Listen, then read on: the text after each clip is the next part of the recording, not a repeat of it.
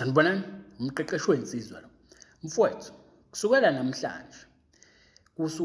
namhlanje ngifuna nje umuntu mangabe kubheka emehlweni, umbheke nawe, yabo.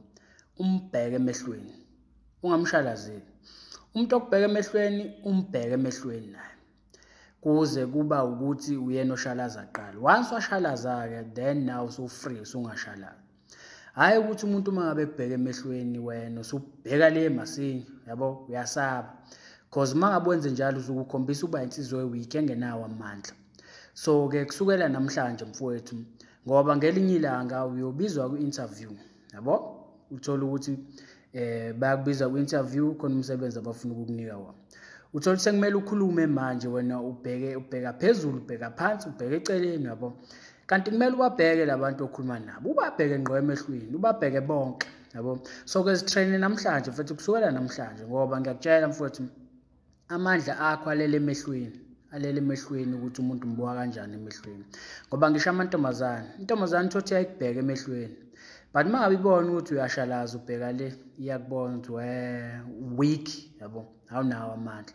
So ke mfowethu zitraine namhlanje.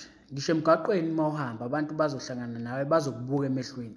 Akushalaze bona kuqala. Once umuntu washalaza yena kuqala, then now so free usungabheka eceleni. But mangabe kubuka mbuke nawe, ungamshalazeli, yabo. Ngoba once washalaza wena kuqala, ngifuna uzithathe as indoda eweak engenawo amandla. Ukuze lento uzoyitrain uyijwayele ukuthi umuntu mangabe kubuka emehlweni nawe uyambuka emehlweni, ungamsabi. Yabona mangabe wenze njalo mfethu, wazitrain ukujwayela ukubuka abantu emehlweni. Ngoba abaningi bethu mfethu abasuka emakhaya bakhule nje betshela ukuthi umuntu omdala ungambuka emehlweni. But mangabe ufika edolobheni leyo nto ayisebenzi, yabo. Ayisebenzi, umuntu la wonke umuntu umbuka emehlweni. Ngoba mangabe ungambuka emehlweni umuntu ekhuluma nawe, uyayibuka sengathi umthatha kancane, umlalele uzicabangela izinto zakho. So ke kubalekile ukuthi umuntu umbuke emehlweni. Mdala mncane umbuka emehlweni edolobheni. Unless emakhaya ke leyo nto iyasebenza. Umuntu omdala umbuka emehlweni, uyamlalela but ungambuka emehlweni. But masedolobheni mfethu, buka wonke umuntu emehlweni, especially intombazane mfethu. Ungayishalazeli intombazane, ungayisabi intombazane, nibuke emehlweni, ungayisabi, yabo. Izishalaze yona because amanye akubuka emehlweni akucheck ukuthi amandla akho.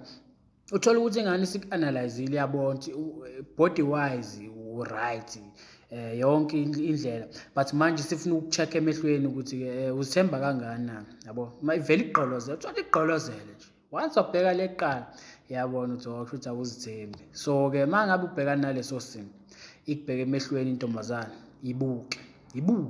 Ngisho ngathiwa kuphela iminute nayo ingane ingaqala, ibuke nawe, izosha umuzwa ukuthi izofikela ukuthi iqalaze eceleni. And mangabe siyenze njalo usu-free mfethu, nawe usungaqalaza-ke eceleni. But ukhiyela ukuthi kungabuwena njalo nje ubheke eceleni umuntu mangabe kubuka. Mbuke ngqo, ungamsabi umuntu, yabo.